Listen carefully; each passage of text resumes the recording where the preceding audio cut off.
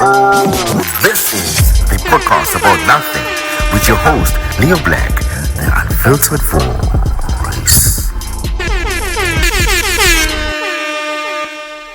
Yo, what's up, ladies and gentlemen? This is Podcast About Nothing, and I'm your host, Leo Black, the unfiltered voice. I'm back once again with another episode of this amazing podcast that if I say so myself, you want your warm red shades start. It's been a long week, man. It's been quite a week. Like, so many things happened, so many things happened, and just want to share with you what happened this week, more than anything, some of the things you've seen, heard, and everything, in and around the world, and this week I have a lot to talk about. I hope you're gonna enjoy it. I hope you've subscribed. I hope you've liked all the videos that I've shared last week. Thank you very much that have watched all my previous videos. Thank you so much that have subscribed. I appreciate each and one of you. And yeah, man, too many more views, too many more videos that I'm about to share with you. Without wasting any of your time. This week has been long, guys. Like, I'm glad it's over. Yeah, it's the 7th day of the week. Yeah, as you might know, I'm a Manchester United supporter, and as you might have known, and as you know, as a Manchester United supporter, what happened last week is in an ideal way you want to start your week or end your weekend, because we got a 7-0 beating of 7-0 last week. It's been a tough week, trolls and everything. It's been tough, but you know what? Football is football at the end of the day, and man, it was tough, man. I understand maybe losing 1-0, 2-0, 3-0, but okay, cool. That was okay, it's a defeat. But that was a humiliation and embarrassing more than anything, And even today, bro, I can't even bring myself to even understand how it happened, because for me, we were playing so well, we were doing so great and everything, and then we just lose like that, It's so crazy. I guess it's football, and that's what happens in football, bro. I wish it never happens again, bro. Because it literally hit us, bro. Even though we won on Thursday, 4-1, I guess, we tried to redeem ourselves, but it wasn't the same, bro. It wasn't the same. Losing 7-0 to Liverpool stings, bro. It stings a lot, Those are rivals, bro. You don't lose 1-0 at least. That's what you can take in defeat from them. But losing 7 is embarrassing. I hope we're gonna come back stronger. We've been having quite a decent season. As now we are nearing the end of it, so we must avoid those kind of defeats. Because I can't take anymore. Because I was upset. I was angry. I don't know how many people I blocked on Sunday when they were coming at me. I ignored and anything because I was literally not taking the defeat very well, I'm very salty. I'm a very proud Man United supporter. So when shit like that happens, it's gonna brush me the wrong way. So obviously, when that happened, it was not nice. It was not great. More than anything, I was just this week can it end already? Yeah, and we've come to the end of the week. So we're gonna be talking about quite a lot of stuff that happened during the course of this week. But before we go any further, this week marks exactly a month since AKA was gunned down in Durban, and nothing has happened. Nothing has happened. The killers have not been apprehended, and nobody has been arrested. Nothing has happened, guys. I can't believe this. A high-profile person like AKA being killed in the streets as busy as Florida, and no suspect has been apprehended is yet is quite shocking for me, And we see B. Taylor making these silly appearances, giving us little of nothing more than anything. It's just annoys every fan, I'm sure. And I'm sure the family, it's literally frustrating for them because they lost a son, they lost someone whom they love and care for, and when something happens to a child like that, the least you could do is give him some sort of justice, And justice for AKA has been trending in the past week, and people have been literally seeking for answers and what is happening with the case and everything, And apparently, Bacon was talking with the media a few days ago, and was telling us that they've managed to gather phone data, I'm asking myself, Auntie, how long does it take to collect data? Does it take a month, to collect data and everything, But that's what he told us, like it's been a month, man. It's been a whole month since he was killed. And man, it's just so sad. It's just so sad that there's no justice that has been seen yet, or in like an effort at least, to try and get justice for the man, yeah, man, it's quite very sad, I'm the fan, bro, like, I don't get too into it that way, but anyway, we all love AKA, so more than anything, we didn't like what happened to him, so obviously we want to see the people who did this shit get apprehended, like get arrested, and like they're taken off the streets, the fact that they're still roaming the streets, and it's quite scary. The thing is about crime in this country is so crazy, bro. Like, criminals in this country, bro, like, they get away with so many things, And I feel like they get away with a lot, and they feel so comfortable doing everything that they want to do. Right now, like, there's this guy who, I'm not even going to mention his name, but you know who I'm talking about. He's embraced, loved by everybody. He's a YouTuber, obviously, talking about people's business and everything like that. He's an alleged killer, but everybody's subscribing to his content, talking about his content and everything like that. But that guy has allegedly killed someone, and everybody has no sort of like guilt, like subscribing or engaging or consuming that guy's content, knowing the fact that someone died at his hands, and it's so crazy that people continue to disregard such things like that, and not even pay attention to the fact that this person has taken a life allegedly, but I guess maybe that's what we endorse in this country. We embrace people like that. We and there's so many people, this Juju also got a second chance in this world, after killing kids.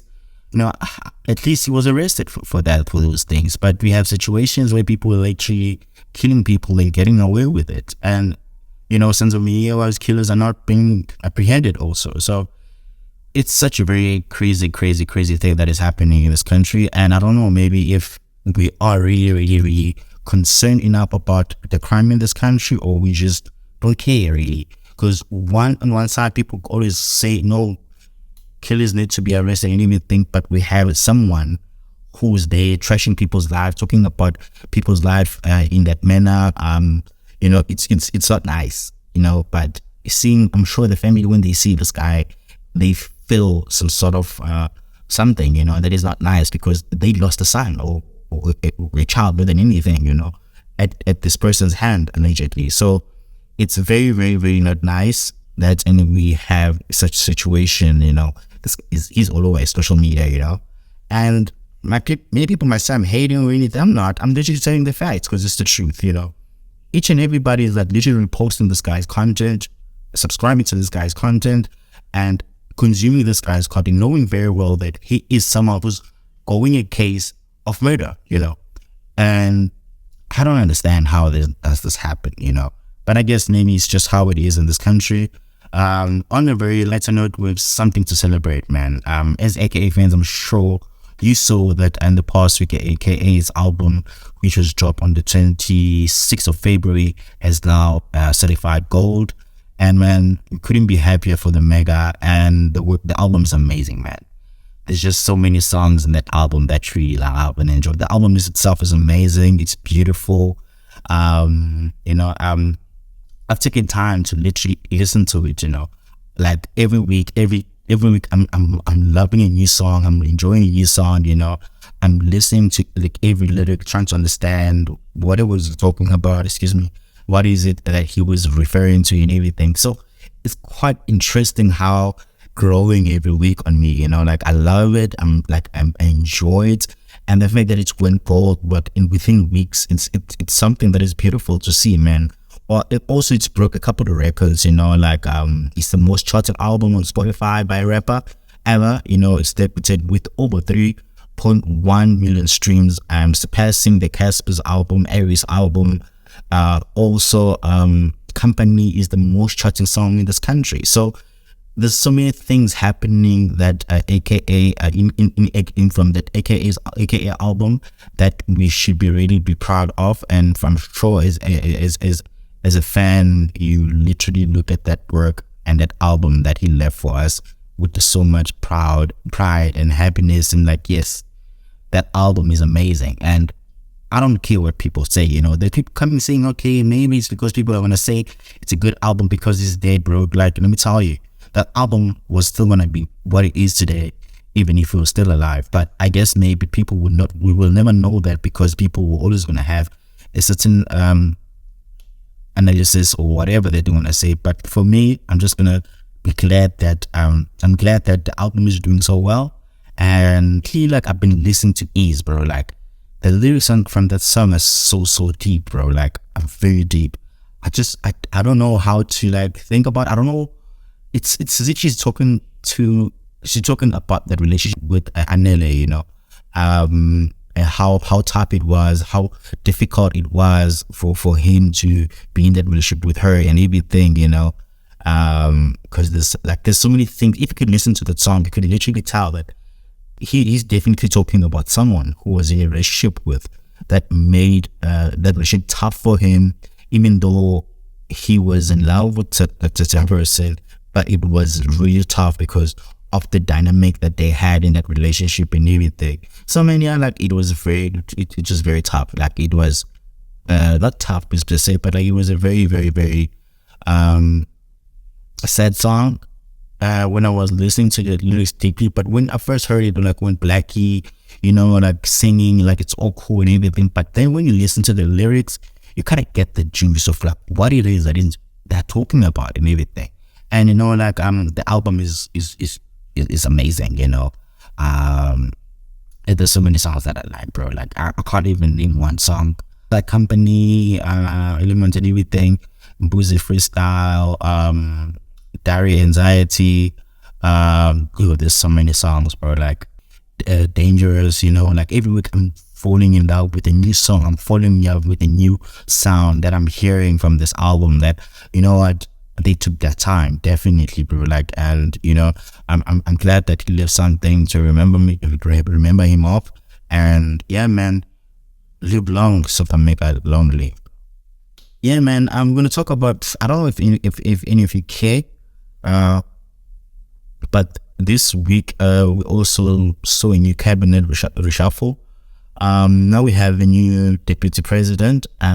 Didi Mabuza has resigned, and he's no longer part of the cabinet, Cyril Ramaphosa's cabinet. So he left. So then now the Cyril Ramaphosa had did a reshuffle this past week, and yeah, we have a new president, Paul Mashadile, and there's also new ministers that have come into the fold. The minister that we've been waiting to hear about was a minister of electricity. I still find that pretty funny, bro. Like, we're gonna have minister of electricity, bro. Next week we're gonna probably hear there's a minister of potholes. The other week when I hear about the minister of water. The other week when I hear about ministers of everything that is going wrong. Minister of economy, minister of unemployment. There's so many things that are going on in this country, and they always think that, and if you bring in a minister for that problem, it's helped.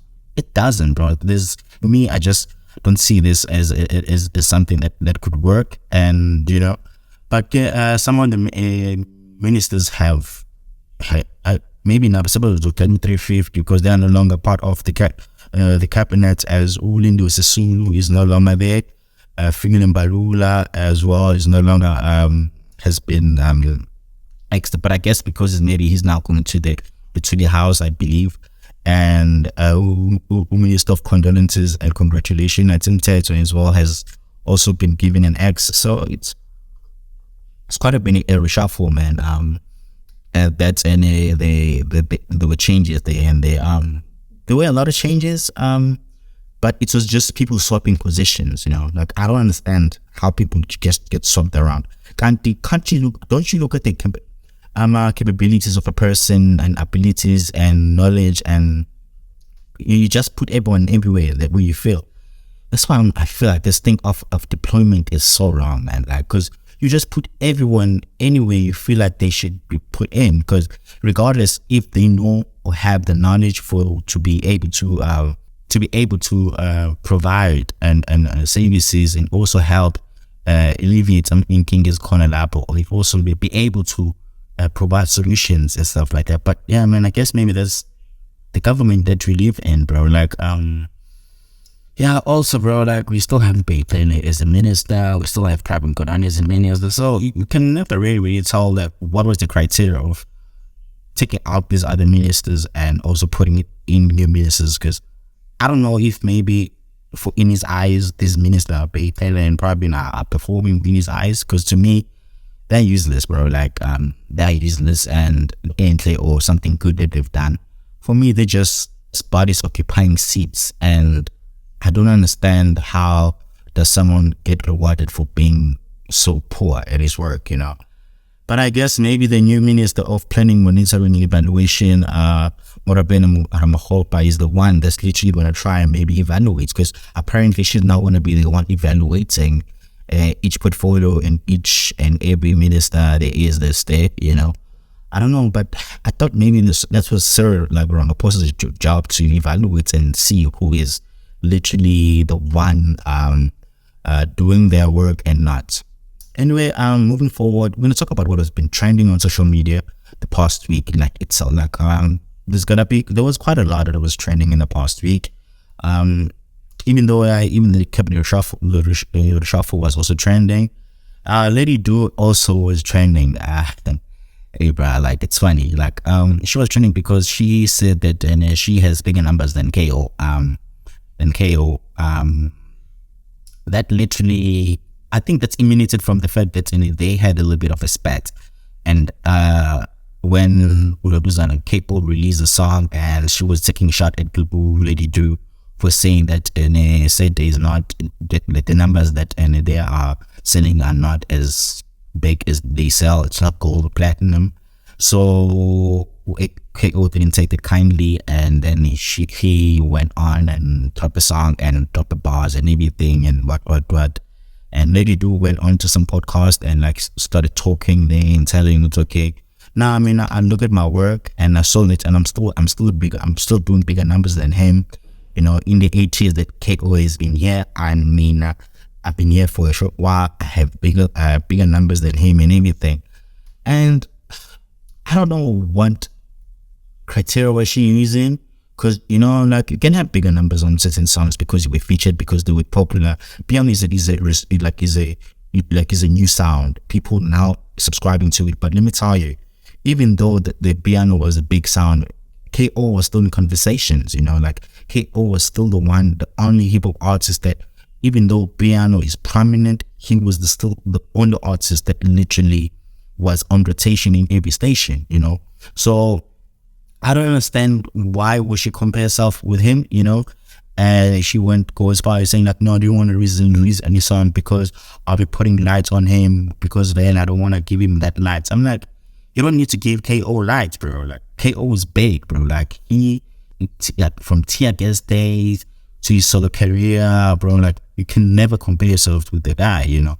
I guess maybe it's just that because people need to understand that you need to stay in your lane and focus on your work. And as much maybe she is right to say maybe she has bigger numbers on certain songs and everything. Yeah, it's okay. She might have those numbers, but it doesn't necessarily say she's a bigger artist or whatever in any case. Because, bro, like, you can never ever say that KO is like it isn't bigger. He's probably one of the biggest top 5 artists in South Africa, you know, like in the past 10 years or so.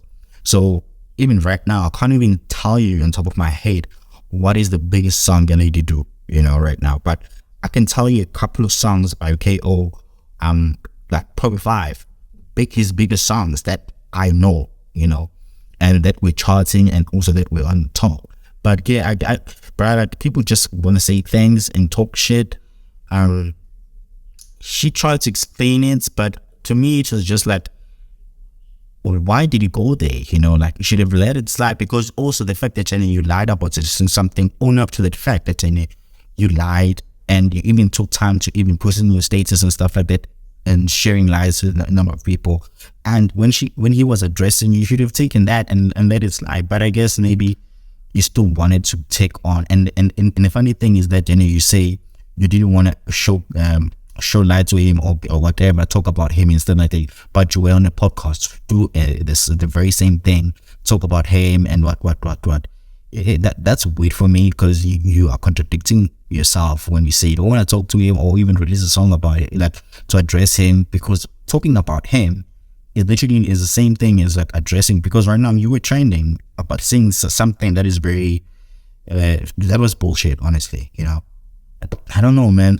Also, there was Pabi Kuba, as you might all know, she's a piano artist and she's a vocalist and everything, and she was hosting a show at Sunbet Arena in Pretoria. Fortunately, the show wasn't full to capacity, and people on social media really came for her, dog. Like, they really came for her in the sense that she felt the need to try to defend herself and everything. And I feel like the whole situation was so unfortunate, but I feel like Twitter was not kind also, because having a show and not filling up, because I believe that Sun Arena is like a 8,000 to 8.5 capacity, so she wasn't able to fill that capacity. So people started coming for her and everything. That she couldn't, and there was a huge section that was empty and everything like that.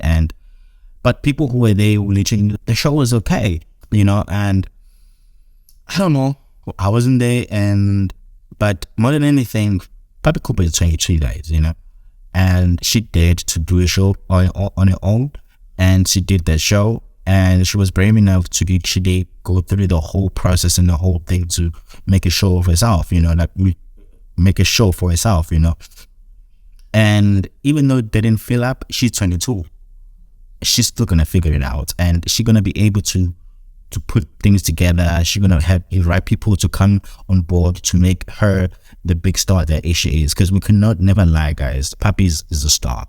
She's a star. She is amazing. She is stage presence. She is an amazing vocalist.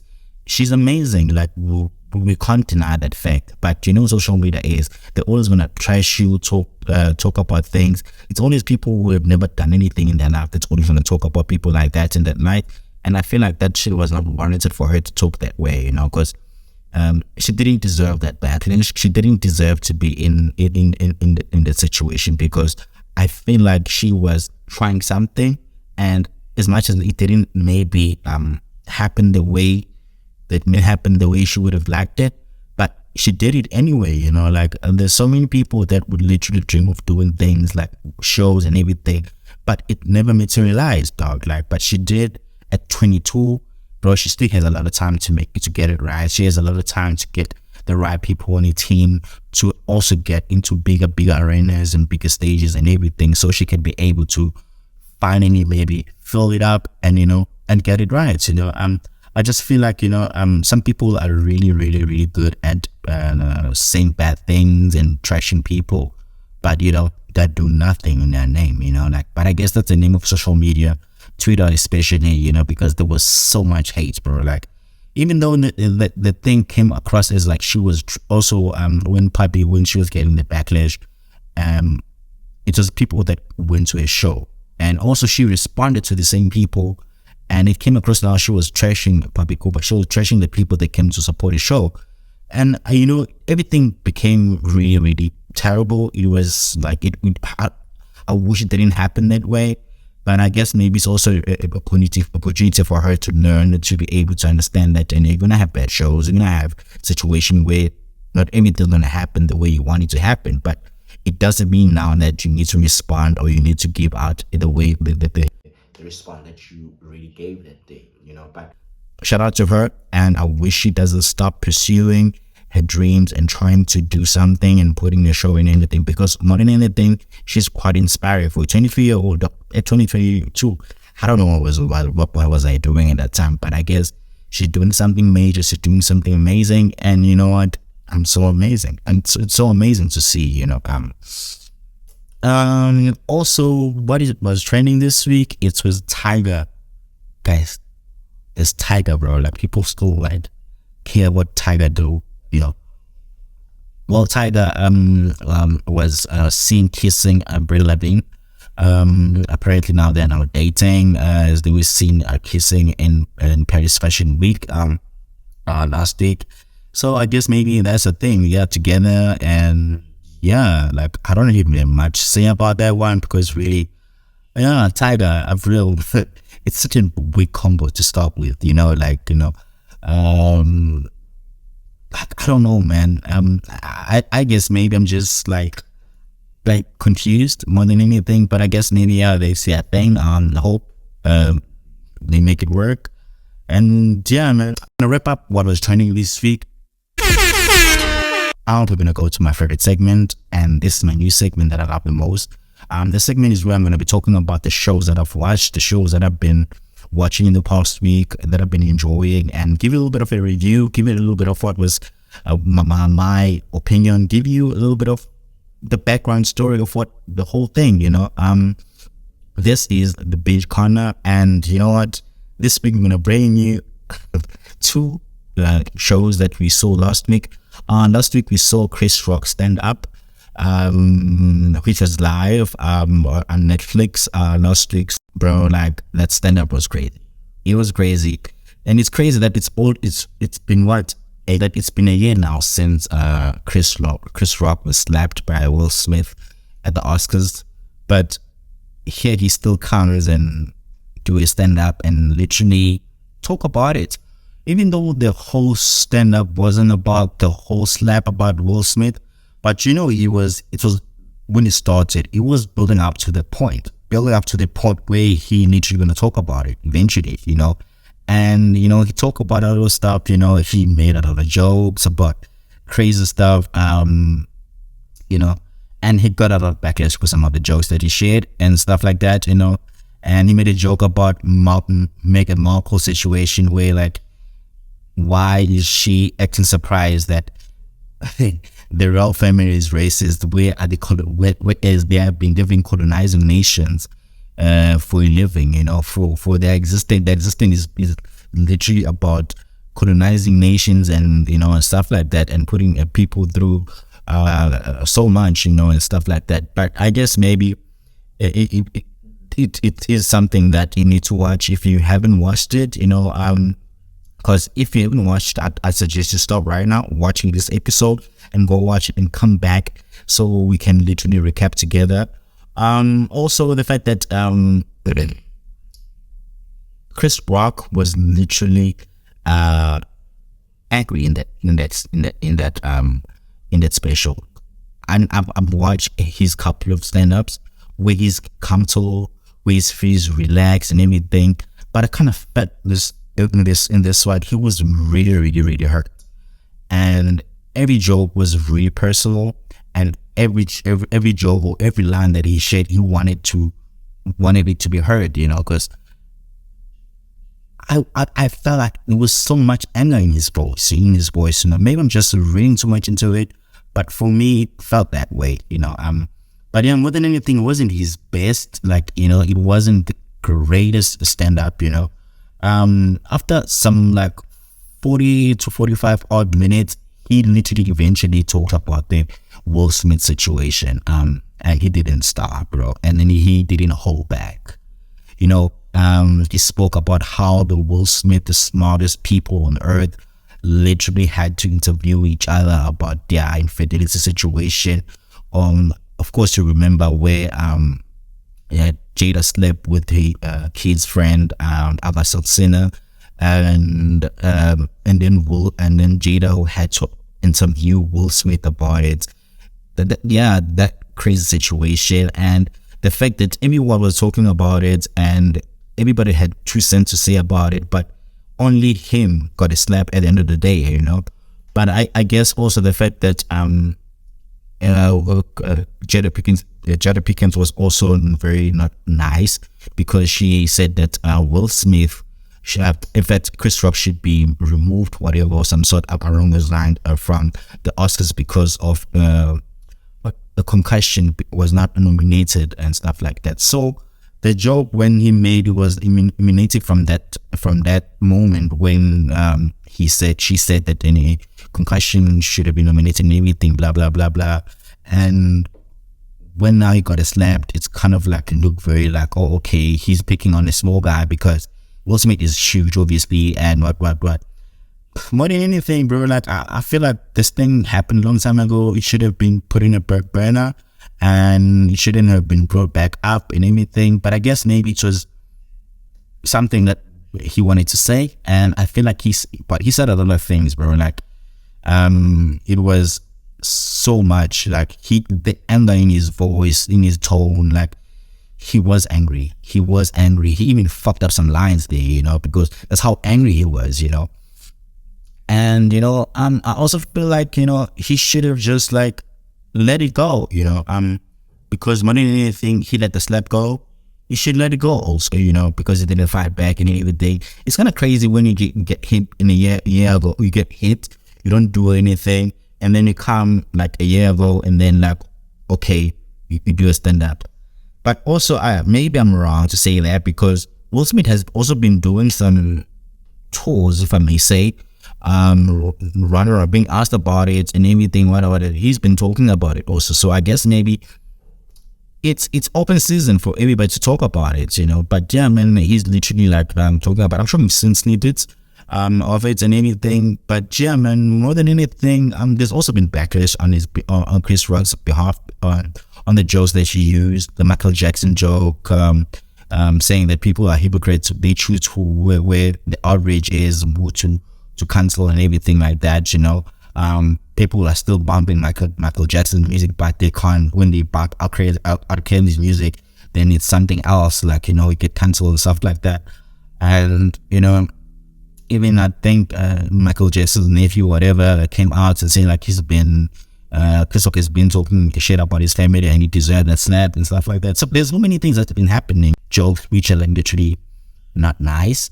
But I feel like people are just becoming so sensitive about everything. Comedy wasn't like this in a few years ago, because honestly, if you listen to Chris Rock, Cat Williams, like from yesteryears and stuff, like from old times, bro, if you were to listen to their shit right now, I'm sure they'd get cancelled, They would not be who they are today if they were living in the times that we're living in right now, because they were saying a lot of shit. And I feel like people look at comedy comedy now as if like people need to be revolutionary and to be saying some profound stuff and to change. No, bro. I don't think comedy is a platform for you to seek, or that those what you call Martin Luther King speeches, Barack Obama, whatever. That's the platform. I'm sure there are people who can be able to speak about maybe issues that are facing the world and black people and everything, that you would go to them and like wait for them to speak, so we can get a sense of like, okay, cool, meaning and everything like that. But I don't think comedy is the platform for you to just, I'm going to watch comedy so I can be inspired, so I can it's not that platform for me, You can't go to a comedy show and expect a speech like the Martin Luther King speech, it's not that platform for me. Or also, like, it's not only for me, but I think you need to know, where are you seeking this thing. Yeah, that's what I gotta say about that. If you guys also enjoyed, if you haven't watched it, please go check it out. And then, man, I can comment in the comment section and tell me what you think about the show.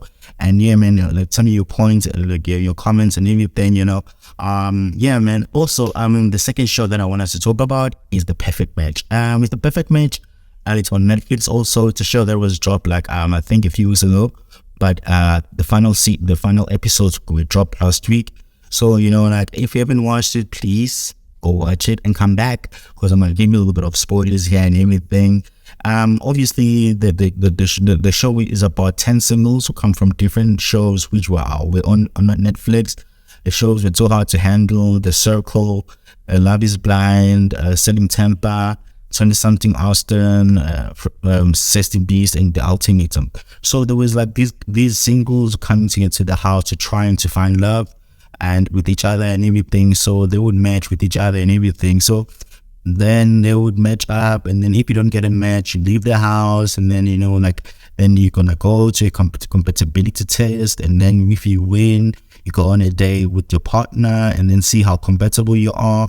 So, and then also you go to the boardroom or some room where you're gonna need to choose a date for other couples in the house who you feel like maybe at least compatible, and they need maybe a break, or maybe they need to be paired with someone else. And it's kind of a messy show like that, and bro, it was a messy show. And it was so messy, bro. The cast itself, there was Francesca, Chase, Georgia, Chloe, Easy. They were all from Too Hard to Handle. Joey, Nikki, Savannah, Calvin, Mitch, Ines from The Circle, Shane, Baptiste, Damien, Elsie, Diamond, and they were all from Love is Blind. Anna, Sophie, Colony, they were all from Setting Temper. Abby, Say Something in Austin, Carousel from Sexy Bees, and also Zay from Ultimatum. So they were all put in the house, not all of them, but they were literally gradually brought in the house. More than anything, the craziest thing I think the takeaway from the show was the situation when because in the first night, Dom, I think you remember Dom was from the mall. He paired with Francesca from Too Hard to Handle. So they paired together, and then they shared the night and everything, and obviously they built up their relationship and everything. They went through compatibility test and everything. There were so many things, and then their relationship kind of grew, and when there were girls coming through, Francesca would literally tell Dom, "Look, please don't be talking to other girls, don't be doing other things, what and everything like that." But there was a time when Dom and Francesca literally won the compatibility test, and they had to go to the boardroom and now select a date for anybody to go on a date.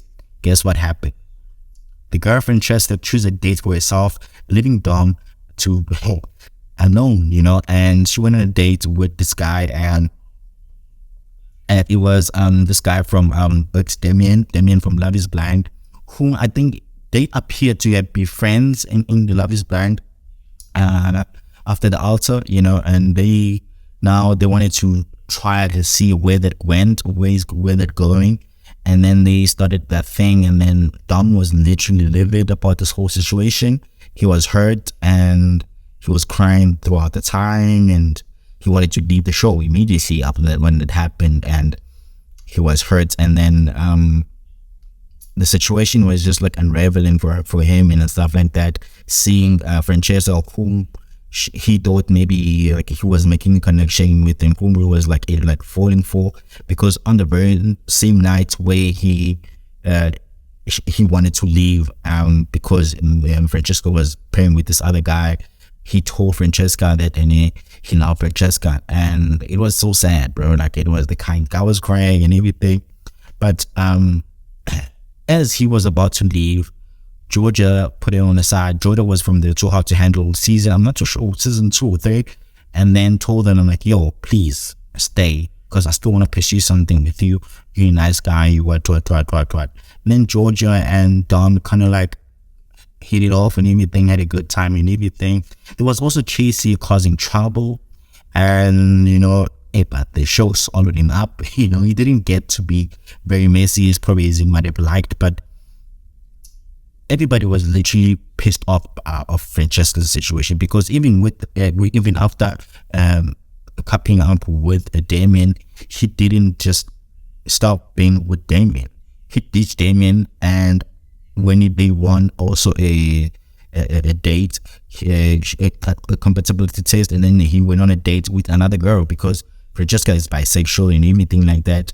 So the situation got bad, and Francesca left and went to be with this girl. There was Abby, was from Austin, not Austin, but like he's a 20-something Austin show. And then they kind of had a thing, and then the thing fizzled out, and then it didn't fizzle out. Francesca kissed Carousel, her friend, and when Abby called her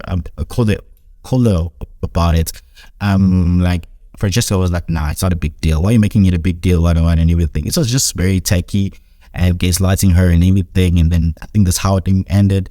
And then Francesca went back to Damien and wada. Damien was like, okay, let me try and make this thing, solidify this thing. I want to make him my girlfriend and everything. And Damien planned a whole nice romantic setup for her and Francesca, so he could ask Francesca to be his girlfriend. And guess what? Francesca then said, like, no, I don't think I'm there with you and everything, blah blah blah. And also I'm fucking leaving alone tonight, and I'm leaving and stuff like that.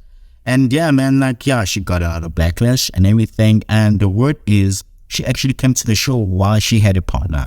And because apparently when I was like watching stuff from when I was literally checking the research and stuff like that, she's dating some guy and they were celebrating a year anniversary like soon after they were done shooting. So she came to the show while she was with a boyfriend. Like, she had a boyfriend. So it's kind of crazy, you know, but anyway, she had a dub. It was a very spectacular showdown that she had on the show. Yeah, people didn't like her so much, and also that there was also a little bit of social backlash that Netflix got, was that black women were literally the butt of the joke in the show because no guy wanted to hook up with them and anything like that. And I'm very not really feeling that situation, because I feel like they were there and they were picked up the matches that didn't materialize or anything. And also they picked up on Dom saying no to Colony and anything, telling like, no, I can't. Because the most unfortunate thing I could say happened was that Dom had paid Georgia, and Dom is the most loyal guy that I was so in the show, because he knew what he wanted and he stayed loyal to the girl that he wanted. And even when we were taken on date, he would literally tell the girl like he was paid to go on date with. I'm like, yo, I have a girl that I'm really just trying to pursue in the house, so I don't want to make this get awkward. And I've already told the people in the house that they must never pay me with anyone, but they insist on doing it. So that's why I feel like the outrage was a little bit, because there was a lot of tweets that were shared.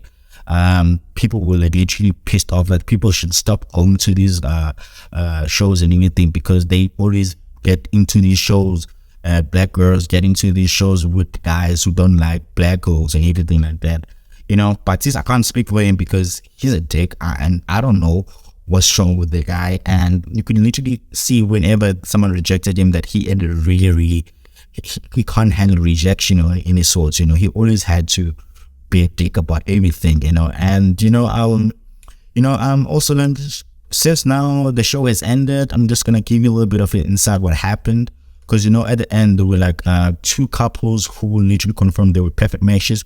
Or also Joey and Carousel, they were engaged on the show.